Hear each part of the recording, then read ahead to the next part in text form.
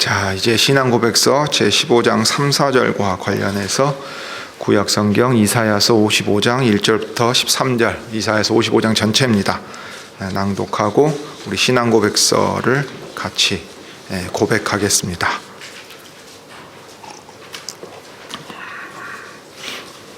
구약성경 이사야서 55장입니다. 너희 목마른 자들아 물로 나아오라. 돈 없는 자도 오라. 너희는 와서 사 먹되 돈 없이 값없이 와서 포도주와 젖을 사라. 너희가 어찌하여 양식 아닌 것을 위하여 은을 달아주며 배부르게 못할 것을 위하여 수고하느냐. 나를 청종하라. 그리하면 너희가 좋은 것을 먹을 것이며 너희 마음이 기름진 것으로 즐거움을 얻으리라. 너희는 귀를 기울이고 내게 나와 들으라. 그리하면 너희 영혼이 살리라. 내가 너희에게 영원한 언약을 세우리니 곧 다윗에게 허락한 확실한 은혜니라. 내가 그를 만민에게 증거로 세웠고 만민의 인도자와 명령자를 삼았었나니 내가 알지 못하는 나라를 부를 것이며 너를 알지 못하는 나라가 내게로 달려올 것은 나 여호와 내 하나님 곧 이스라엘의 거룩한 자를 인함이라. 내가 너를 영화롭게 하였느니라. 너희는 여호와를 만날 만한 때에 찾으라. 가까이 계실 때에 그를 부르라. 악인은 그 길을, 불의한 자는 그 생각을 버리고 여호와께로 돌아오라. 그리하면 그가 긍휼히 여기시리라. 우리 하나님께로 나아오라. 그가 널리 용서하시리라. 여호와의 말씀에 내 생각은 너희 생각과 다르며 내 길은 너희 길과 달라서 하늘이 땅보다 높음같이 내 길은 너희 길보다 높으며 내 생각은 너희 생각보다 높으니라. 비와 눈이 하늘에서 내려서는 다시 그리로 가지 않고 토지를 적시어서 싹이 나게 하며 열매가 맺게 하여 파종하는 자에게 종자를 주며 먹는 자에게 양식을 줌과 같이 내 입에서 나가는 말도 헛되이 내게로 돌아오지 아니하고 나의 뜻을 이루며 나의 명하여 보낸 일에 형통하리라. 너희는 기쁨으로 나아가며 평안히 인도함을 받을 것이요 산들과 작은 산들이 너희 앞에서 노래를 바라고 들의 모든 나무가 손바닥을 칠 것이며 잣나무는 가시나무를 대신하여 나며 화석류는 진려를 대신하여 날 것이라. 이것이 여호와의 명예가 되며 영영한 표징이 되어 끊어지지 아니하리라 하시니라. 자, 우리 신앙고백서 제15장 3절과 4절 한 절씩 각각 고백하겠습니다. 자, 먼저 3절입니다. 회개를 제 몫을 치르는 것이나 죄 사함의 이유가 되는 것처럼 신뢰해서는 안 됩니다. 죄 사함은 그리스도 안에서 거저 주시는 하나님의 은혜의 행위이기 때문입니다.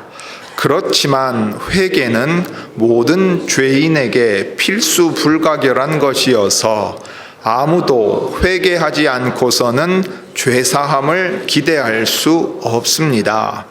4절, 영원한 형벌을 받지 않을 만큼 작은 죄가 없듯이 진정으로 회개하는 사람을 영원히 형벌받게 할 만큼 큰 죄도 없습니다. 자, 사랑하는 교회 여러분, 우리가 이제 신앙고백서 제15장의 3, 4절을 봅니다. 15장은 생명에 이르는 회개에 관하여인데 우리가 이제 첫 두 절에서는 회개가 무엇인지를 이야기했습니다. 그런데 우리가 이제 먼저 기억해야 될 것은 회개의 그 중요성을 구원과 연결시켜서 말할 때 그것을 이제 지나치게 강조할 때 생길 수 있는 오해를 주의해야 한다는 얘기입니다. 자, 그래서 구원과 관련해서 회개에 대해 주의할 점을 먼저 생각을 하고요. 그 다음에 회개의 필요성, 그 다음에 죄인들을 향한 위로, 그걸 두 번째로 생각을 하겠습니다. 자, 우리의 구원과 관련해서 회개를 생각할 때 주의할 점이 있습니다. 그것을 신앙고백서는 회개가 죄값을 치르는 것이나 죄 사함의 이유가 되는 것처럼 신뢰해서는 안 된다고 말합니다. 자, 그렇다면 죄값을 치르는 것이나 죄 사함의 이유가 되는 것처럼 신뢰한다는 것이 무엇이겠습니까? 회개해야 용서를 얻고 구원을 얻는다는 거예요.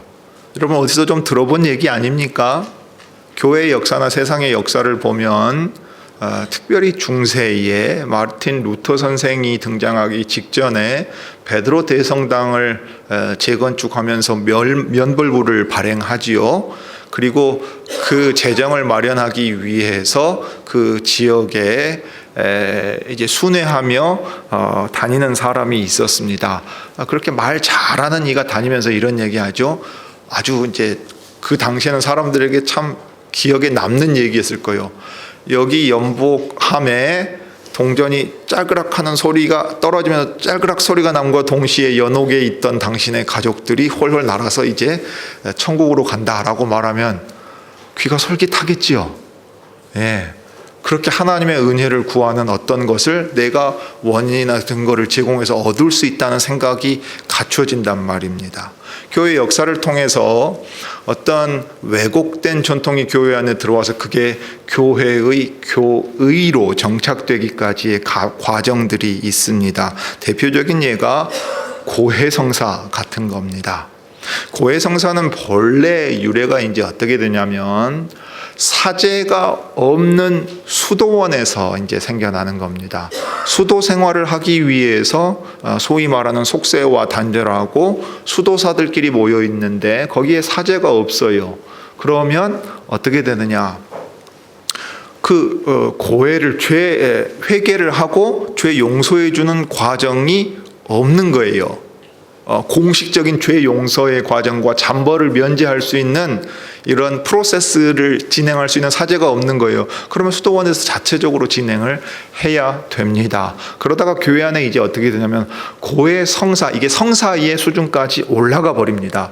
내가 하나님 앞에 용서를 구해야 용서를 얻고, 그 다음에 특별히 잠벌에 대해서는 보속을 행해서 나머지 모든 것을 깨끗하게 정리해야 되는 거예요. 죄값을 내가 치러야 된다는 의식이 이 안에 들어와 가지고 성사의 자리까지 올라가 버린다, 이 말입니다. 그리고 교회에서는 그 근거로 회개하라 천국이 가까이 왔다 할 때 이 회개하라는 말의 라틴어 말을 참회하라, 그러니까 고해성사하라는 말로 번역을 해두고 그렇게 가르쳤어요. 그러니까 루터 선생이 95개조 반박문을 쓸 때 참회하고 고해성사가 아니라는 말로써 날마다 하는 회개를 강조하는 이유가 거기에 있습니다. 성사의 지위에까지 오른 잘못된 죄에 대한 인식과 죄 용서에 대한 가르침을 성경이 말하는 대로 바꿔두었다고요. 단번에 회개가 끝나는 것이 아니고 신자의 삶이 계속해서 회개하는 삶이다 하고 이제 강조하는 게 그 배경이 있습니다. 그래서 이 회개는 회개함으로써 내가 죄 용서함을 얻는 원인이나 조건이나 근거가 되는 게 아닙니다. 마치 우리가 구원의 주님에 대한 믿음의 고백이 그 자체로 원인이나 근거나 조건이 될 수 없는 것과 같습니다. 그리스도만이 우리의 구원에 있어서나 죄 용서에 있어서 유일한 근거요 원인이고, 구약에 있어서는 이것을 이런 방식으로 주님이 가르치셨습니다. 근거 구절을 다 읽어보시면 좋은데 그 중에서도 이 에스겔을 읽어보지요. 내가 내게 내 언약을 세워서 너로 나를 여호와인 줄 알게 하리니 이는 내가 내 모든 행한 일을 용서한 후에 너로 기억하고 놀라고 부끄러워서 다시는 입을 열지 못하게 하려 함이니라. 주님이 이스라엘에 대하여 지금 에스겔 같은 경우는 아예 포로로 같이 끌려가는 상황인 겁니다. 바벨론의 포로로 끌려갈 때 이 말씀을 주시는 이유가 뭐냐면, 그들이 죄를 깨닫고 하나님 앞에 죄 용서함을 받은 뒤에 부끄러워서 하나님 앞에 입을 열 수 없게 만든다 그랬어요. 자기의 죄를 용서해 주신 이후에 깨닫게 함으로써 하나님의 이름만을 높이게 만들려고 합니다. 에스겔서에서는 특별히 하나님의 명예, 영예, 하나님의 이름의 영광스러움에 대한 강조가 아주 반복되어서 나오고 그게 새 언약으로 이어집니다. 그러니까 회개는 내가 회개해가지고 지옥의 형벌을 벗어나고 천당에 간다, 그러기 위해서 회개해야 된다, 회개하면 이렇게 해준다 하는 그 얘기가 아니라는 겁니다. 하나님의 이름 앞에서 죄가 얼마나 더러운 것인가를 깨닫고 하나님의 이름을 높이는 삶으로 그 백성을 인도해 가는데, 이 회개에, 특별히 구약시대 이스라엘의 민족적인 의미에서의 회개에 아주 중요한 의미가 있었습니다. 그래서 중세 말까지 오면 이 참회 개념으로 그 회개와 죄 용서를 오해할 때 참회를 죄인이 스스로 그 대가를 만족시키는 행위로 이해하게 되었다 하는 것을 우리가 기억할 필요가 있습니다. 그런데 이것이 인간의 종교성에 대단히 부합합니다. 여러분, 제가 한 두세 번 말씀드린 적이 있을 거예요. 최근에도 우리 사회에서는 아주 존경받는 입니다. 조선일보 폐간운동도 하고요, 철학자로서 목사 아들로 고전학도 공부하고 사회에서 아주 정의롭게 활동했던 이입니다. 전남대학교가 아무런 연고도 없는 그 일을 철학과의 교수로 받아주었어요. 제가 인터뷰한 적이 있는데 직접 그 얘기를 하더군요. 아무런 연고도 없는데 이 철학과에서 자기를 교수로 받아둔 일이 얼마나 고마운 일인가 하는 얘기를 들었어요. 그런데 그이가 예수님에 대해서는 대단히 존경합니다. 그 서중식 선생 같은 사람, 민주화 운동을 해가지고 투옥되고 아주 어려움을 겪었던 사람의 글을 읽으면서 눈물을 흘릴 정도예요. 그러면서 예수님의 고난을 떠올립니다. 그런데 그가 예수님에 대해서 유일하게 받아들일 수 없는 한 가지가 있다고 이 얘기를 해요. 나의 죄를 그가 대신해서 지고 죽으셨다는 건, 그러니까 대속의 개념은 내가 받아들일 수 없다고 말해요. 왜요? 내 죄는 내 것이에요. 그것으로 말미암아 내가 지옥을 간다고 한들 내 죄는 내가 책임지는 것이지 어떻게 예수께서 대신 책임지신다는 얘기냐. 그렇게 되면 이제 이 예수는 어떻게 되느냐, 위대한 자기의 목숨을 대신 내어준 도덕 선생 이상이 안 되는 거죠. 지식인 사회에서 이런 예들이 많이 있습니다. 왜 그러냐? 죄란 내가 짓고 책임도 내가 짓는다는 거예요. 그런데 잘 놓고 보면 그 죄가 뒤에 나오지만 영원한 형벌을 받지 않을 만큼 작은 죄가 없다 그랬어요. 거룩하신 하나님을 거슬러 짓는 죄에 자기가 내 죄는 내가 책임져요 라고 말하면 하나님 보실 때 어떤 생각이 드시겠어요? 우리 한국말로 조롱하듯 이렇게 말하지만 나 퍽도 책임지겠다, 그게 뭔지나 알고 하는 소리냐, 이렇게 말씀하실 거란 말이에요. 우리는 죄가 뭔지도 모르는 사람들이에요. 그 죄에 대해서 하나님께서 이 죄를 용서해 주시기 위해 친히 내신 길에 대해서도 하나님의 말씀을 무시해버려. 죄를 하나님께 지었는데 하나님께서 이 죄가 용서받기 위해서 이렇게 해야 된다고 가르쳐 주셨는데도 죄는 내가 책임지는 거지 하나님이 그렇게 말씀하신다고 되는 겁니까? 하나님을 제껴버린단 말이에요. 인간이 얼마나 교만합니까? 놀랍지요. 그러면서 도덕을 말한단 말이에요.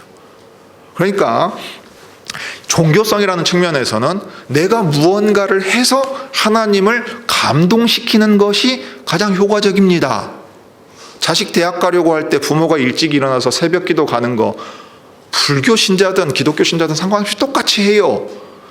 이름 모를 신을 믿는 사람도 그렇게 한다고요. 지극정성으로 하늘을 감동시키면 안 들어주겠느냐 이 말이에요. 이건 인간의 보편적인 종교성입니다. 성경이 그렇게 말하지 않습니다. 도리어 그것은 하나님의 사랑을, 그리고 그 하나님의 사랑이 나타나는 공의에 대해서도 정당하게 이해하고 있지 못하다 하는 것을 이 신앙고백서가 지적을 합니다. 그러므로 교회는 하나님의 말씀을 따라 죄가 무엇인지, 그 죄에 대하여 친히 용서하시겠다고 내어주신 길이 무엇인지, 그렇다면 우리가 죄에 의해서 돌이킨다는 것이 무엇인지를 지금 고백하고 있는 거예요. 죄사함은 그리스도 안에서 거저주시는 하나님의 은혜의 행위이기 때문에 구원과 마찬가지로 그 구원의 우리의 믿음이 구원의 근거나 원인이나 조건이 되지 않는 것처럼 회개도 죄 용서의 원인이나 근거나 조건이 되지 않습니다. 그렇지만 회개하라 하시는 이유는 그러면 뭐겠습니까? 이걸 생각해야지요. 자, 그리스도 안에서 거저 주시는 하나님의 은혜로 말미암는다는 것은 먼저 계속해서 사도들도 우리가 오전 예배 보는 사도행전에서도 말했습니다. 특별히 오순절 성령 강림 이후에 베드로로 대표되는 사도들이 일어서서 이렇게 외쳤죠. 너희가 회개하여 각각 예수 그리스도의 이름으로 세례를 받고 죄 사함을 얻으라. 사한다는 한자를 쓰는 이유는 왕과 같은 권세 있는 이가 우월한 지위에서 용서해 주는 것을 뜻합니다. 오늘날 대통령의 사면권 같은 경우 할 때 사면이라는 말에 그렇게 쓰는 이유가 있어요. 그냥 대등한 관계에서 그래 그럼 알았어, 네 사과 받아줄게, 용서해 줄게, 이런 정도가 아니란 말이에요. 그래서 이렇게 씁니다. 그리하면 이제 성령을 선물로 받으리니 이렇게 말했어요. 로마서 3장 24절에 보면 그리스도 예수 안에 있는 구속으로 말미암아 하나님의 은혜로 값없이 의롭다 하심을 얻은 자 되었느니라. 이 값없이 의롭다 하심을 얻을 때 죄의 용서를 얻었다고요. 그러니까 믿어 구원 얻게 한 것처럼 회개하여 구원 얻게 만들어요. 그러니 이 믿음 안에는 이 회개가 같이 따라갑니다. 회개와 신앙이 하나로 딱 묶여 있어서 이게 이제 참된 회심이고 거듭난 사람이 밖으로 보이는 믿음의 순종의 반응이 되는 겁니다. 호세아서 14장 4절에 보면 내가 저희의 패역을 고치고 즐거이 저희를 사랑하리니 나의 진노가 저에게서 떠났음이니라 했어요. 그들이 회개하고 돌아오기 이전에 마음을 돌이키는 분이 누구냐면 하늘에 계신 하나님이십니다. 말라기에도 그 얘기 나오죠. 아비의 마음을 아들에게로 돌리고 자녀에게로 돌리고 자녀의 마음을 아비에게로 돌린다고 했어요. 그 사람이 신약시대 예수님 전에 온 누굽니까? 오리라 한 엘리야 곧 세례자 요한이었다고요. 그가 아버지의 마음을 자녀에게 먼저 돌이켜요. 하나님의 마음을 우리에게 먼저 돌이키는 겁니다. 하나님이 우리를 향해 돌이켰기 때문에 우리가 하나님께로 돌이킬 수 있다 하는 게 이제 구약 성경에서의 가르침입니다. 자, 그러면 이제 두 번째로 생각할 중요한 내용이죠. 회개가 왜 필요하냐? 마치 구원 얻는데 우리가 믿지 않아도 하나님의 주권적인 은혜로 구원하신다면 왜 우리의 믿음이 필요합니까? 이 구원은 우리를 구원하여 하나님께서 창조하시고 구원하셔서 하게 하시는 일을 하기 위한 거니까 우리로 하여금 믿게 만드시는 겁니다. 믿음이라는 것이 우리 안에 생겨나게 하신 것처럼 회개도 우리 안에서 일어나서 회개하게 만드시는 거예요. 이게 은혜의 일입니다. 그래서 모든 죄인에게는 반드시 회개가 필요해요. 자기의 죄를 깨닫고 돌이켜서 하나님 앞에 순종하기 위해서, 즉 우리 자신을 위하여 주시는 은혜의 일이고 그로 말미암아 하나님의 이름을 위하여 살아갈 수 있게 만드는 겁니다. 자, 누가복음 13장에 보면요, 실로암 망대가 무너진 일에 대하여 말씀하실 때 이 반복되는 얘기입니다. 3절 5절에 거듭 반복되는 얘기인데 우리 주님이 직접 하신 말씀입니다. 너희도 만일 회개치 아니하면 다 이와 같이 망하리라. 이제는 어디든지 이게 반복됩니다. 너희도 만일 회개치 아니하면 다 이와 같이 망하리라 하고 두 번 거듭 말씀하세요. 다른 사람의 죄에 대하여 따져 묻지 말고 자기가 하나님 앞에 죄를 깨닫고 돌이켜라. 회개치 않는 자들은 다 멸망 아래 스스로 빠져들어가는 것이다 했어요. 이 말을 들은 사람들이 누군가 떠올려 보십시오. 이스라엘 사람들입니다. 회개하라. 왜냐하면 하늘나라가 지금 오고 있기 때문이다. 너희가 하나님의 다스림을 거부하고 반역하여 저 바벨론까지 포로로 끌려가고 성전도 망하지 않았느냐. 그런데 지금 포로로 돌아왔지만 너희 가운데 약속하신 다윗 가문에 왕이 서지 않았고 성전의 제사지도도 그것이 온전히 이루어졌다고 말할 수 없는 것 아니냐. 새 언약의 약속이 너희 안에 성취되었느냐 생각해 보아라. 아니지 않느냐. 그렇다면 여전히 너희는 하나님의 다스릴 말에 온전히 들어가지 못했어요. 하나님이 동편에서 이제 성전으로 돌아오시는, 그래서 성전에 머물러 계시면서 영광 가운데 너희를 다스려야 될 터인데 하나님께서 너희에게 아직 돌아오지 아니하였다 했어요. 에스겔 선지자가 보여주는 마지막 때의 이 성전의 환상 가운데 있는 거고, 여호와께서 거기 계신다, 성전에 계셔서 다스리시는 일이 이제 회복이 돼야 될 거고, 그 다음에 이제 예레미야 선지자와 에스겔 선지자가 말한 대로 새 언약이 회복되어야 될 겁니다. 이사야 선지자가 말한 그 마지막 때에 남은 약속이 뭡니까? 내 여호와께서 돌아오셔서 너희를 다스리실 것이다 하는 약속이에요. 이게 다 같은 내용입니다. 사실은 같은 내용을 이제 다른 방식으로 말한 거예요. 그 왕이, 즉 예수님이 그 나라를 가지고 지금 오고 있으니까 여전히 그 왕에게 반역하는 무리들은 이제 무슨 일이 벌어져요? 반역죄는 가장 심한 죄이지 않습니까? 그러면 그들은 이제 갈라내 가지고 가두어 두고 영원한 형벌을 이제 받게 만든단 말이에요. 그게 마태복음으로 보면 뭐 24장 같은데 계속 나오는 얘기 아닙니까? 지금 그 얘기를 하고 있는 거예요. 그 다음에 이제 사도행전 17장에 가면 이 모든 사람이 죄를 지었기 때문에 모든 사람이 회개해야 돼요. 이스라엘에게 먼저 회개하라고 말씀하셨는데 그들은 먼저 하나님을 아는 백성이었기 때문에 그래요. 이제 유대인을 넘어 이방인에게 나갈 때도 회개의 메시지가 전파됩니다. 왜요? 그들은 창조주이신 하나님을 힘써 거슬렀기 때문에 그래요. 하나님을 알만한 것이 그 속에 있지만 그것을 왜곡시키고 뒤틀어서 자기의 정욕을 허망하게 섬겼기 때문에 회개하라 말씀하신다 이 말입니다. 그래서 사도행전 17장에 보면 이제는 어디든지 사람을 다 명하사 회개하라 하셨으니 왜요?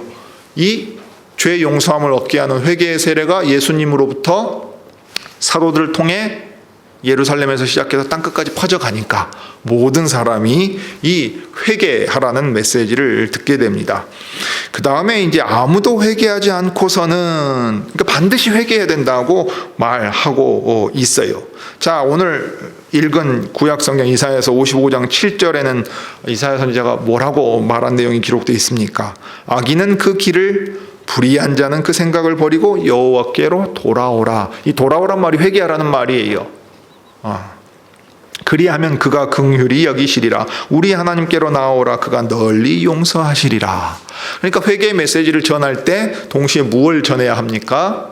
이제 우리 시대에는 특별히 복음을 맡은 직분자는 그리스도의 죽으심과 부활하심으로 말미암아 우리에게 주시는 은혜를 선포하면서, 그러니 여러분들은 이 은혜 안으로 돌아오라고 그 죄에 대하여 지적하고 설득하면서 이 복음을 전파해야 합니다.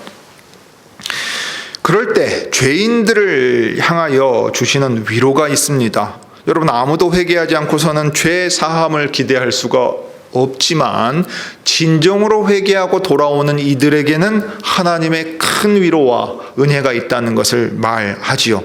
그러니까 경고와 은혜에 대한 선포가 동시에 같이 가야 합니다. 이것은 교회 안에서도 마찬가지입니다. 왜냐하면 우리의 자녀들이 죄악 가운데 잉태되어 나서 자라기 때문입니다. 부모와 똑같은 모태에 잉태될 때부터 죄인이라 하는 다윗의 고백과 같기 때문이에요. 죄인들은 죄에 대한 지적과 돌아오라고 외치시는 하나님의 그 음성을 들어야 해요.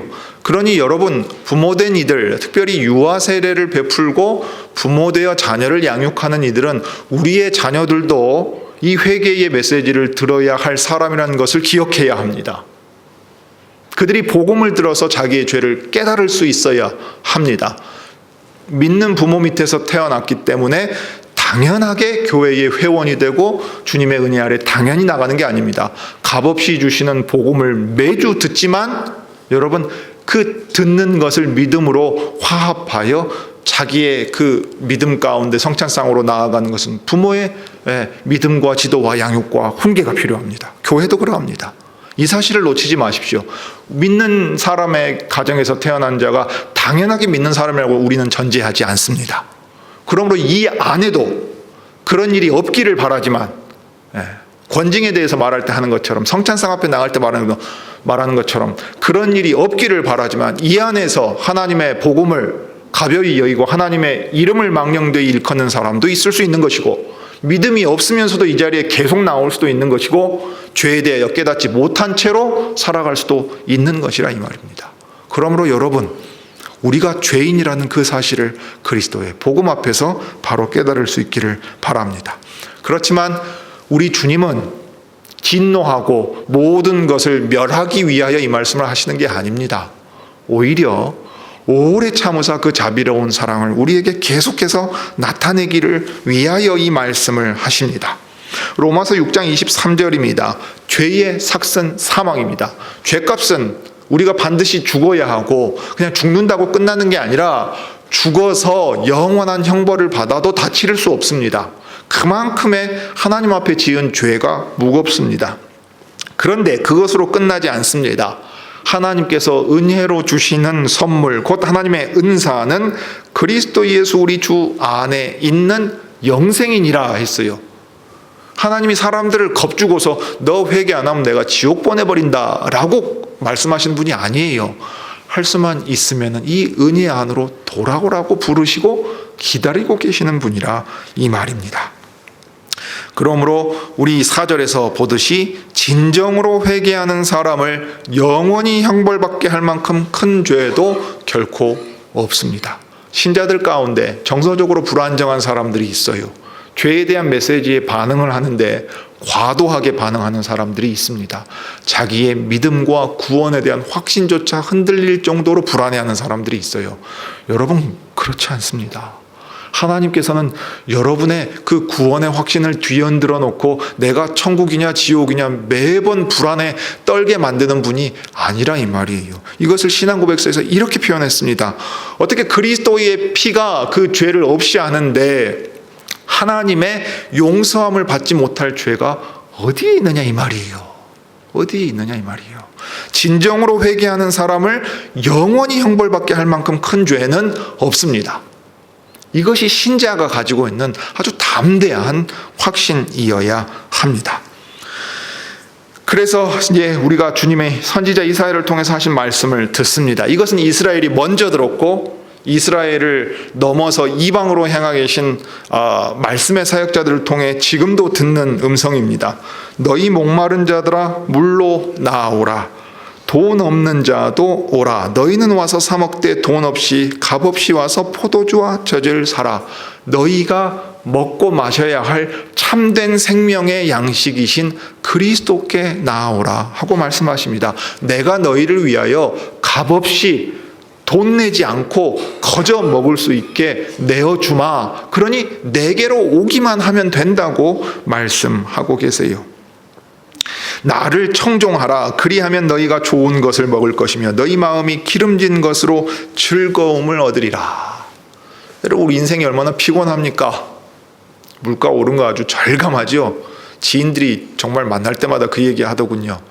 장 보러 가면 10만 원 쓰는 게 일도 아니어가지고 집에 애가 셋이 있는 게 아주 묵직하다는 걸 매번 느낀답니다. 문자 그대로 먹고 사는 것이 이렇게 무거운 줄 갈수록 어렵게 느껴진다고 얘기를 해요. 제가 아이를 낳기 전에는 먼저 아이 낳고 키우는 이제 선배되는 지금은 다 목사된 분들이겠지요. 그분들이 그런 얘기해요. 기저귀가 무서운 줄을 알아야지. 그런 얘기를 한단 말이에요. 겪어보면 어렵지요. 내가 한 달 열심히 일해서 월급을 받는다는 게 얼마나 힘든지, 월급 주는 경영자의 입장에서 그 모든 사람을 책임지고 제때 월급을 주는 게 얼마나 무서운 일인지를 사람들은 너무 잘 알지요. 예. 갈수록 그것이 더 힘들어집니다. 관계를 유지하는 건 더더욱 힘듭니다. 그냥 일하는 건 내가 열심히 노력하면 되겠는데 사람은 답이 안 나오는 것 같습니다. 부부간에, 부모 자식 간에도 관계가 틀어지면 회복하기가 너무도 어렵습니다. 우리는 인생 자체가 진짜 너무도 무거운 짐을 져서 피곤한 인생이라는 거 잘 압니다. 토요일만 되면 아무것도 안 하고 그냥 한 반나절만이라도 널브러져서 쉬고 싶은 게 우리 피곤한 인생의 마음일 겁니다. 우리 주님이 그것을 너무도 잘 아셨습니다. 수고하고 무거운 짐진 자들아. 마태복음 11장에 나오는 얘기지요. 무거운 짐을 졌기 때문에, 자기가 감당할 수 없는 이 무거운 짐을 지고 감고 있기 때문에 피곤해 있는 이들, 허덕대고 있는 이들에게 주님이 이렇게 말씀하셨어요. 다 내게로 오라. 이사야서 선지자가 말한 대로 하나님께로 돌아오라 한 것처럼 내게로 와라 그랬어요. 회개하고 예수께로 돌아오라. 내가 너희를 쉬게 하리라. 근데 예수님이 아무것도 안 하게 하겠다는 의미에서 쉬게 하겠다는 얘기가 아니에요. 너 한 1억 빚졌냐? 내가 다 갚아주마. 네 마음대로 해라. 이 말이 아니지요. 예. 네가 지고 있는 짐들은 네 스스로 이거 벗어낼 수 없는 짐이다. 인간은 죄의 짐에 이 굴레 붙어서 벗어날 수가 없습니다. 그 어떤 것 하나도 자기 스스로 다 벗어낼 수 없을 때 내게 와서 내게 내려놓거라. 그 짐은 내가 지고 네가 질 수 있는 짐을 내게 지워주마. 내 짐은 가볍고 내 멍에는 쉽다 하고 말씀하시면서 주님을 따라오라고, 이사야서 표현대로 하면 청종하라고 우리를 초대하고 계십니다. 그러니 내가 내 힘으로 뭘 해보려다 실패할 때마다 우리는 돌이키는 거지요.